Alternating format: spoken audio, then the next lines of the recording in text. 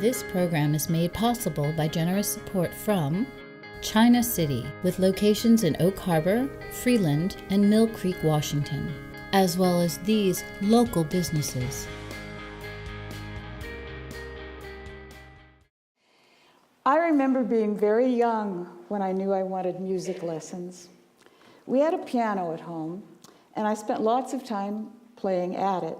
However, my mother said child psychologists believed that the best time to start music lessons is at age 7. So on my 7th birthday, I had my first piano lesson. That started me thinking and learning to read music and prepared me for a 4th grade entry into the school string ensemble on violin. Later, I played viola in a string quartet and played in junior symphony and then the Seattle Youth Symphony. I majored in music at the University of Washington, where I was introduced to and impressed by the Suzuki method. Shinichi Suzuki went from Japan to Germany as a young man to study violin. He was impressed with how easily very young children there learned German, which was such a struggle for him. He started thinking that 3- and 4-year-olds could begin learning violin the same way. So he developed what he called the mother tongue method. And in the early 1960s, brought a tour group of young violinists to the US, where music teachers were amazed at how well 3- and 4-year-olds could perform. After completing my BA at the University of Washington, my husband Leonard and I went to live in Honolulu for 2 years to study ethnomusicology at the University of Hawaii and the music of Fiji as part of my MA degree. We did field work on 4 different islands of Fiji for 3 months. We came back to Seattle, and I gave birth to our daughter Nancy, and I finished my MA during her naps. We realized we wanted her to grow up in a rural area and decided on Whidbey. We were able to buy our place outside of Langley in 1967. When Nancy was 2 years old, I started giving music lessons at my Aunt Mariah's house in Langley. By the age of 4, Nancy wanted to learn violin, and I started her with lessons from the Hiratas, a couple who had studied with Dr. Suzuki and lived in Seattle. It turns out this experience allowed me to learn more about the Suzuki method as well. Len and I both commuted to Evergreen School in Seattle to teach. I taught music and Len taught science. And then in 1974, Paula Pugh, Linda Morris, and I started Island Strings and were joined later by Phil Graining. All of us went to institutes and workshops to learn more about the Suzuki method. We all read Dr. Suzuki's first book, Nurtured by Love, and were impressed by the success of the triangle: teacher, parent, and child. After a year or so, a long life passion of mine, it's an interest in learning languages. In high school and college, I studied French. In Hawaii, I had a grant to learn Fijian for my MA thesis.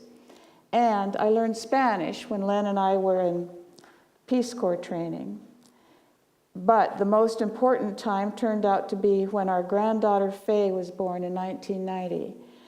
Faye spoke Japanese as her first language, so I was very motivated to seriously learn Japanese. My increasing fluency in Japanese has allowed me to volunteer at the Northwest Language Academy Japanese camps.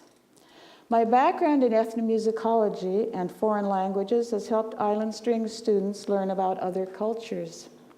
One of my violin students in Coopville was interested in Japanese culture, and with his parents' indulgence, changed from violin to koto, a traditional Japanese instrument with 13 strings. Tuned to a pentatonic scale, think the black keys on the piano. I was able to teach him Japanese songs, and he was interested enough to also learn hiragana and katakana, which are the Japanese writing systems, so he could read the words in the koto book. Another student asked to change from violin to sitar, which involved learning the basics of singing the modes of the Indian ragas. Sa, re, ga, ma, pa, da, ni, sa, which is like a kind of solfege. Do, re, mi, fa, sol, la, ti, do. When these students participated in our group lessons, it meant all the students learned about the culture of those instruments. I have been honored to be the teacher of some very accomplished musicians who started with Island Strings. Many of you know Mira Yamamoto, who is now studying at Juilliard, and Gloria Ferry-Brennan, who is studying at the Curtis Institute. Theo Benson from Coupeville now has his own music school and plays in the Tacoma Symphony and other groups. Theo married a cellist. Music is his life, too. He also teaches once a week at the Whidbey Island Waldorf School. Other Island Strings grads include internationally known jazz musician Aaron Parks and South Whidbey Elementary School music teacher Kimmer Morris. Dr. Suzuki kept teaching and traveling until he was nearly 100, so I had the opportunity to observe his teaching several times. I was impressed by his wonderful sense of humor. Suzuki's English was limited, but everyone, regardless of the language they spoke, felt his love for children. He used to tell us, when love is deep, much can be accomplished, and only practice on the days you eat. And perhaps it is music which will save the world. Wouldn't that be nice?